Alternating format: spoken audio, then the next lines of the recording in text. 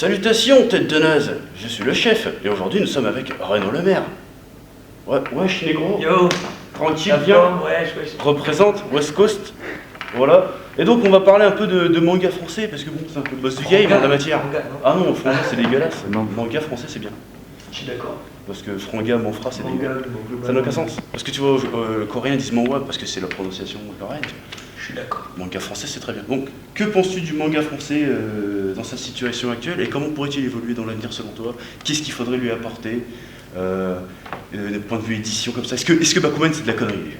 Ouais, voilà la question. Ouais. Déjà, c'est Bakuman, important. c'est le mal. C'est ce que je dis aux ptios quand ils viennent et qu'ils te présentent les Nemo. Déjà au début, je fais c'est quoi un Nemo?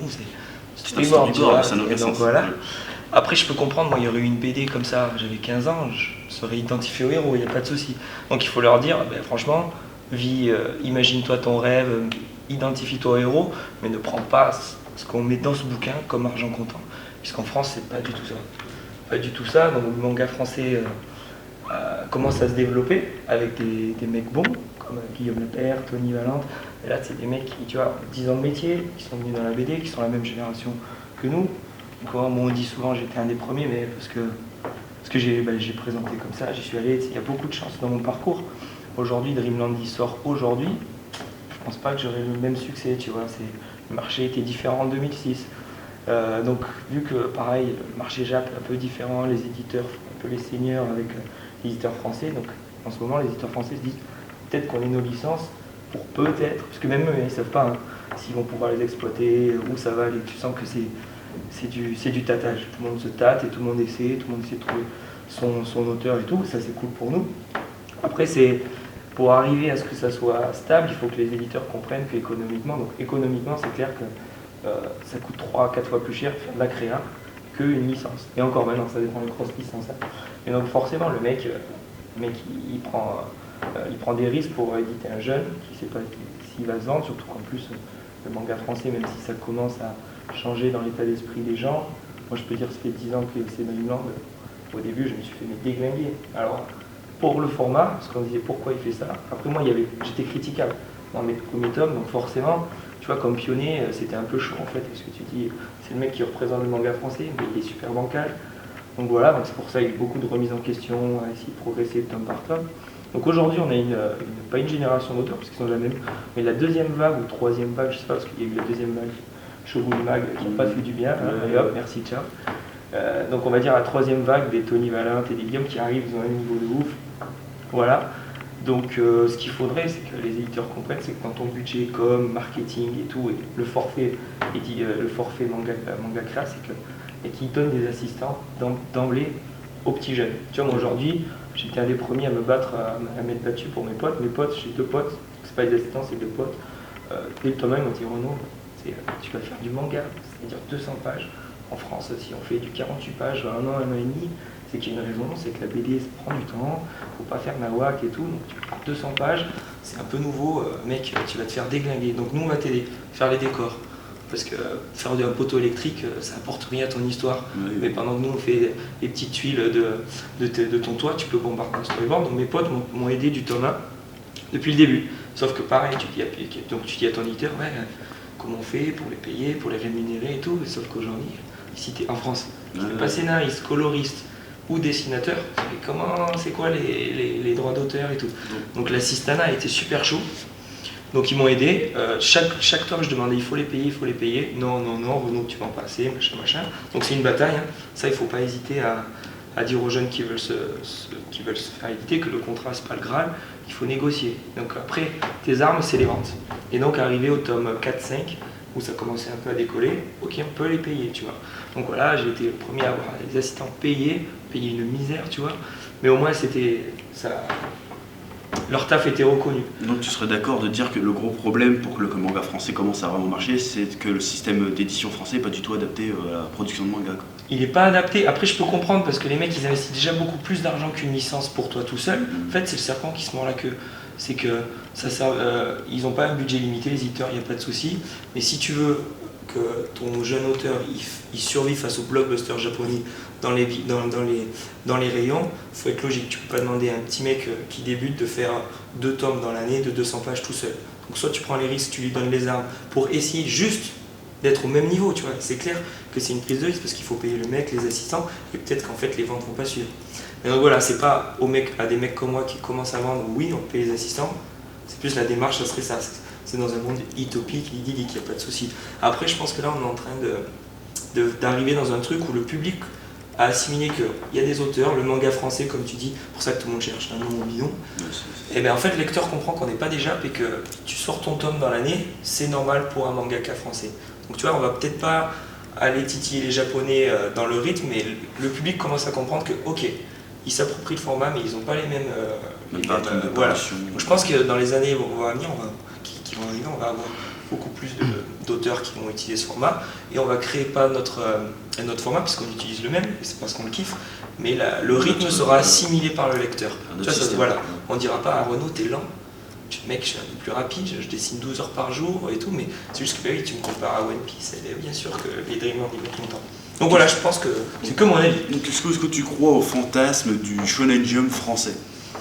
Moi perso, oui, mais alors il faudrait qu'on la joue comme au Japon. Tu vends le truc moins d'1€, tu vois, ou 2€. Les Akiba Manga, les Shogun Mag, c'est bien, mais le truc qui vaut 5€, c'est trop, tu vois. Donc la structure éditoriale ne le permettrait pas, mais je suis sûr, tu sors un Shonen Jump français avec des jeunes, avec du chapitre, ton truc tu vends 2€, tu fais un papier de merde, c'est pour ça qu'ils font au Japon, tu vois. Tu le vends à 2€, tu verras. Je pense que c'est le prix qui freine. Tu préfères acheter 6€ le manga complet que 5€ des jeunes auteurs. Tu vois, et au Japon, ils ont compris, les relis sont un peu plus chers que le manga de prépub. Donc si tu te fais ton manga de prépub avec plein de petits chapitres, tu fais pareil comme eux, c'est des pavés, il faut qu'il fasse 500 pages, tu veux au moins 3€, je suis sûr que, enfin au moins tu sais qu'on aura fait la démarche pour voir si ça marche pas, c'est clair, tu dis bon la prépub c'est pas pour nous. Mais la prépub existait il y a 20 ans, 40 ans, dans les golems, les mecs qui dessinent en noir et blanc, donc on est une culture de prépublication. C'est juste que faut s'adapter au porte-monnaie et à la réalité des jeunes. Et est-ce que Internet pourrait peut-être servir comment dire, donne-moi le mot. Plateforme. Pas subterfuge. Plateforme de plateforme. Substitut, voilà, de substitut à ce format-là avec il y a Last Man. Publication en ligne. Last Man, par exemple. Mais Last Man par exemple, moi je voudrais savoir quel est l'impact, parce que clairement, tu vois qu'il y a les possibilités, on a le talent pour, et on a les médias pour, avec Internet, tout ce qui est cross-média. En fait, il faut voir le retour en fait, en chiffres. Tu vois, je ne sais pas si Last Man, du coup, grâce à la prépub gratuite, a vendu beaucoup. Est-ce qu'il y a beaucoup de flux sur le site? En fait, il faudrait savoir. Si les mecs te disent, on fait ça, tu te dis, oui, ça marche. Mais comme moi, tu vois, je ne suis pas très chiffre, je ne connais pas, je ne peux pas voir. Moi, j'ai l'impression que Last Man, ça fonctionne, mais j'en sais rien. Grave, ça fonctionne. Parce que je sais que le public manga que je connais ne me parle pas de Last Man, tu vois. Donc je sais pas. Ils ont tort, c'est un très. Ah oui, non, mais ça on parle pas de la qualité. Il y aura aussi un espèce de blocage du public lecteur manga francophone qui a du mal à aller vers du truc occidental. J'ai remarqué ça souvent, il y a le produit, c'est français, c'est pas du vraiment. Ouais, ça l'est moins. C'est pour ça qu'il faudrait que tu poses la question. C'est clair que moi j'ai, tu vois, le même profil de public depuis le début. Et ces mêmes gens me disaient, franchement, c'est français, c'est de la merde. Et aujourd'hui, c'est merci d'être français. Donc c'est à eux, parce que, alors qu'est-ce qui se passe? Pourquoi? Tu as changé en fait. Parce que moi, j'ai toujours fait pareil, toujours remise en question et tu progresses, ok, mais moi, j'ai pas changé. C'est le public qui a changé. Ça serait intéressant de savoir pourquoi d'un coup, c'était pourri de faire français et maintenant, ça devient cool. Tu vois, donc. C'est une bonne question. Conclusive. Mais après, dans l'avenir, comment tu verrais ça? Est-ce que tu crois que ça peut décoller? Est-ce que tu crois que ça va... Je pense que tout dépend de la qualité, honnêtement, des œuvres. Il n'y a pas de... On n'est plus trop, surtout avec Internet et tout, en mode à fond nippon. Tu auras toujours les otaku tu auras toujours ce débat de dire c'est pas manga, dans 20 ans ce sera le même. Mais c'est même pas 10% des mecs, tu vois. Les mecs, faut laisser se branler sur le nom et puis c'est tout. Je pense que oui, si le titre est bon, et qu'il est bien marketé. Après, on est d'accord qu'il ne suffit pas de la qualité pour que tu vendes un, et des fois, tu as des boosts qui se vendent, il n'y a pas de souci. Ce que je veux dire, c'est que c'est pas la nationalité ou ta provenance qui va faire que le public va te bouder, c'est plus la façon dont tu la mets. Ankama fait des très bonnes choses niveau com, tu vois. Si tu vois Guillaume Lapierre, il te le dira, franchement, 10 ans de la BD, il n'a jamais eu autant d'engouement et tout, parce qu'Ankama, quand ils ont vu le bidule, bon ok, on y va, on prend des risques, on bombarde, on fait ça en com, et les gens l'ont vu en fait. Et donc on a acheté. Et après le titre est bon, donc du coup ça a été, les ventes ont continué, tu vois. Donc moi je pense que, enfin, je suis optimiste dans me dire non, c'est pas. On sera à l'aube de l'ère du manga français. Si les choses sont bien faites, voilà, tu vois ce que je veux dire. Les intentions des auteurs, t'es auteur aussi, tu sais que nos intentions, c'est les mêmes, on n'est pas en dessous d'un Jap ou quoi, tout dépend de la technique du mec, mais c'est individuel. Nos intentions sont les mêmes et on n'est pas moins légitime qu'eux. Maintenant, c'est savoir comment tu marques. C'est important de le dire. Ouais, ça, voilà. même. D'accord. Parce que le nombre de fois où je me suis pris la tête avec des gens, Ben oui. là c'est un vrai auteur qui le dit. Ouais, non, pas Voilà, mais- tiens. Donc c'est ça, je pense que l'envie et le taf y est. Il faut savoir, comme je te disais, si l'éditeur te donne des assistants, ben, peut-être tu auras un psychopathe, tu lui donnes 5 assistants, et ben, il va te faire 3 tomes dans l'année. Et on sait que plus tu sors, plus tu vends aussi. Donc forcément. Donc c'est la structure qui. Pour ça, Bakuman, c'est le mal. Si vous voulez être mangaka, au Japon déjà, mais personne n'y est arrivé que je connaisse, donc peut-être que vous serez le premier, mais au mieux plutôt viser la France, parce que de toute façon les Japonais, c'est pas pour rien que c'est une île, hein. Ils aiment bien exporter leurs trucs, mais pour rentrer, c'est autre chose. Enfin la France, la francophonie, quoi. Voilà. Belgique, Chef, il est 13. il est 13. Bon, c'est pas grave, on se porte. Hein. Ouais, J'ai beaucoup parlé, donc je sais pas ce que tu veux. Ouais, je vais tout mettre. Non, merde. Y a-t-il, je sais pas, peut-être un conseil peut-être aux générations futures? Ouais, déjà les En conseils. dehors de Bakuman, c'est de la connerie. Oui. Qu'est-ce qui pourrait, parce qu'on me demande souvent ça, parce que mais bon, moi j'ai pas la légitimité pour ce genre de truc. C'est quand ils veulent commencer de la BD, qu'est-ce que c'est? Moi, mon conseil c'est dessiner, lire. Lire de tout, pas que du manga. S'ouvrir, ouais, Mais est-ce que clairement. tu serais. Mais mon conseil, mais si je dois en donner, parce que j'en donne rarement, parce que j'apprends tous les jours. Mon Dreamland, c'est l'évolution d'un petit mec qui est passionné, qui dessine depuis tout petit, mais qui n'a pas fait de cursus. Et voilà. Moi, ce que je conseille, c'est si vous voulez faire de la BD, parce que mangaka, c'est le nouveau mot à la mode. Ouais, c'est Tu cool. fais de la ça. BD. C'est de la Après, BD. tu choisiras ton format, il n'y a pas de problème. Parce que vu du Japon. Tu peux faire la BD, mais franchement, le conseil que je donnerais, c'est de la page. De la page, de la page, de la page. Parce que je vois souvent des jeunes qui arrivent avec les poses Naruto, les poses Luffy, machin, et il te dit je veux faire de la BD. Tu fais mais t'as quel âge? Ouais, j'ai 15-20 ans. T'as fait combien de pages? Bon, j'en ai fait 3-4. Je fais mec, si tu veux raconter une histoire, c'est de la page qu'il faut faire. Donc en fait, parce qu'il faut comprendre que la narration, ça s'apprend pas, ça se comprend. Et pour la comprendre, il faut tester, donc il faut lire beaucoup de choses C'est beau, pour ça. la digérer. Ça se raconte pas. Mais ça c'est vrai, s'apprend pas, ça se comprend. C'est comment tu peux dire ce mec, putain, sa scène, elle m'a ému, et l'autre qui a raconté le même délire, ben, j'ai rien ressenti. C'est l'agencement des cases, c'est le dialogue, c'est tout. Donc c'est ce qu'on appelle la narration dans tout ce que ça englobe. Et honnêtement, ça pour la piger, il faut faire des pages. Moi je sais que j'ai fait ma première BD à 7 ans, et depuis je fais que des pages. J'ai jamais fait de dessin tout seul. C'est pour ça que je suis pas un technicien, que tu vois que j'évolue niveau anatomique et tout. Et donc ça c'est sûr, il faut travailler l'anatomie. Moi mon truc c'est raconter les histoires. Je suis pas un dessinateur, je suis pas un illustrateur. Tu le vois sur les premières coupes de Dreamland, elles sont moches parce qu'il faut être illustrateur, c'est un autre taf, quoi. Il faut véhiculer un message avec une seule image. Moi ça c'était pas mon truc, mais donc j'avais 15 ans, j'ai déjà fait 2000 pages. Donc c'est pour ça que Dreamland, t'as plein de défauts, mais à la narration ça coule. Parce qu'en fait, à 20 ans, j'ai des cartons chez ma mère de pages. Donc tu veux faire mangaka, bombarde de la page, mec. L'art séquentiel, ça s'apprend. Hein. Voilà. Et disons, du coup, est-ce que tu serais d'accord pour dire, parce que moi c'est ce que je pense en tout cas, que les écoles de mangaka qui commencent à s'ouvrir, c'est un peu de l'arnaque? Moi je le dis souvent, c'est carrément non, non, il faut pas.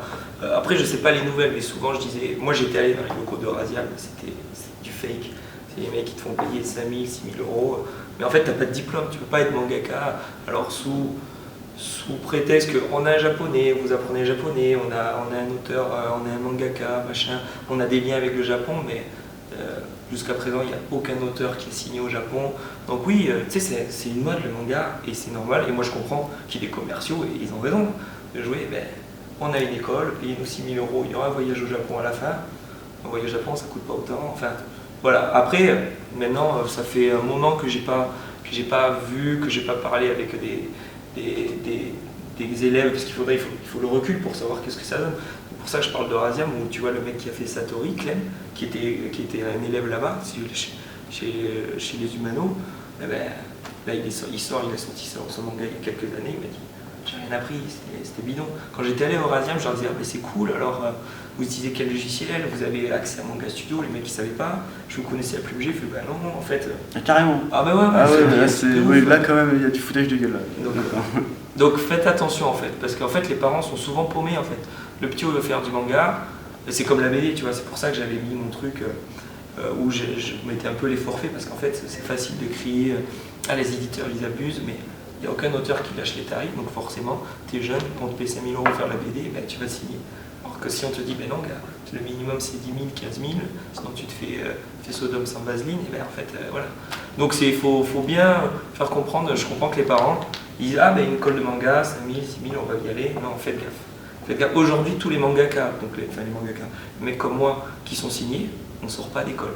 L'éditeur il ne te demandera pas le CV, il demandera le projet. J'ai des potes qui ont 50 piges, c'est leur rêve, ben, ils se sont toujours fait refouler parce que le projet ne marchait pas. Donc c'est l'avantage et l'inconvénient du milieu de BD. Dire que moi je viens d'un bac comptabilité, j'ai pu réussir dans ce milieu parce que Dreamland n'a plus. Donc voilà, La pour faire batterie. la La batterie. Bon, Elle m'a lâché. merci pour Ben, cet merci à entretien toi. passionnant. Ouais, tu crois? À vous les studios. Ça va?